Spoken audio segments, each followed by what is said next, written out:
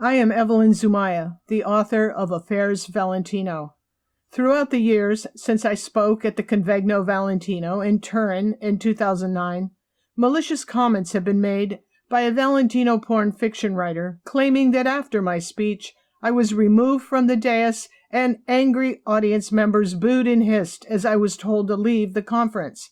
Of course, this is false and defamatory, and this video stands as documentation to what actually took place and what was said after my speech.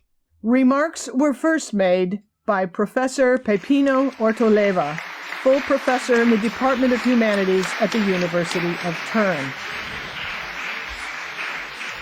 Bene, credo che dobbiamo tutti ringraziare Evelyn Zumaya per questa. We have to thank Evelyn Zumaya for her documentation, which introduces a radical discussion now about many things which we thought we knew about Rudolph Valentino, and also about the innuendo which surrounds him as a figure. Anche molti degli che circondano la sua figura quando se ne parla.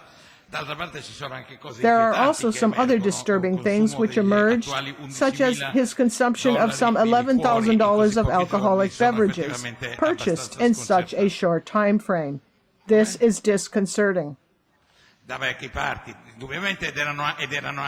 Obviously, this took place during the Prohibition era, but the data presented is interesting, and to understand this, I think it is time to open a discussion which I imagine will be lively, maybe of a half hour or potentially even more. Spero che sia vivace. Abbiamo, direi, almeno una mezz'ora, ma potenzialmente anche di più. Then a gentleman from Castellaneta speaks. I knew a lot of people, for example, my father-in-law, who knew Rudolph Valentino well before he went to America. As I was born in 1930, I had the opportunity to know those who knew Rudolph Valentino personally as a young man. I knew many people who were Italian and American who did a lot of talking about him. Vissuti in America, che non erano neanche tutti americani, che parlavano di Rudolph Valentino. Many of the people spoke highly of him, especially women, actresses, and other people who worked with him. Some people talked badly about him, but I know he was a very gentle, very nice person. My father-in-law told me that Valentino never reacted badly to anyone, always patient and gentle with people. He was also very sympathetic and easygoing. There were people from the small village who talked about him, and I knew some of them. For example, Angelino the barber.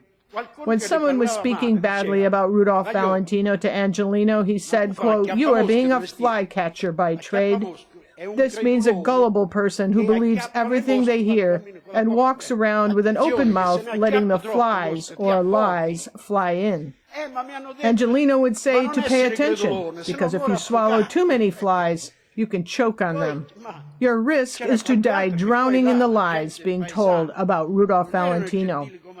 Then there were other villagers in that town who were not so gentle as Valentino was. They were simple and rude people, even ugly.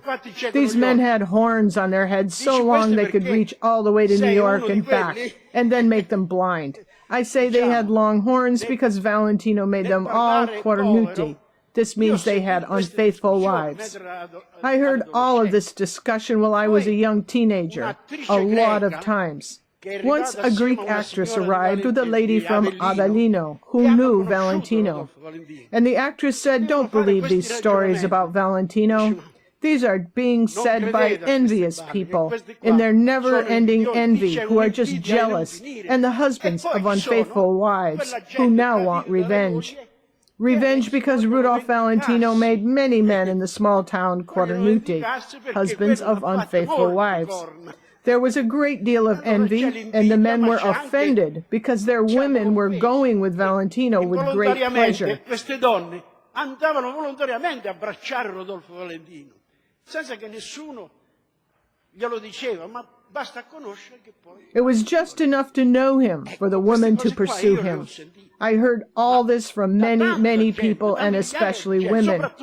Rudolph Valentino was not yet a star when he was going dancing and sharing his money with the owner of the dancing ballroom. Non era ancora Rudolph Valentino, che andava a ballare e si spartevano il guadagno tra lui e il padrone della sala da ballo.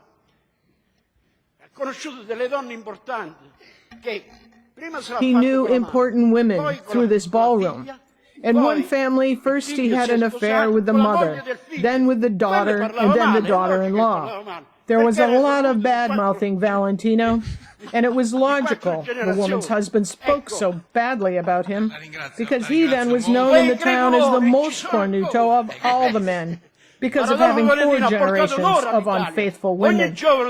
Rudolph Valentino brought honor to Italy, and every man from 20 to 50 years old would like to be Rudolph Valentino, not only in Italy, but all over the world. But those gullible people today are still believing the lies. Professor Ortoleva adds, "Thank you for this testimony, which also adds to the narrative element of the story. Perhaps there will even be more to add."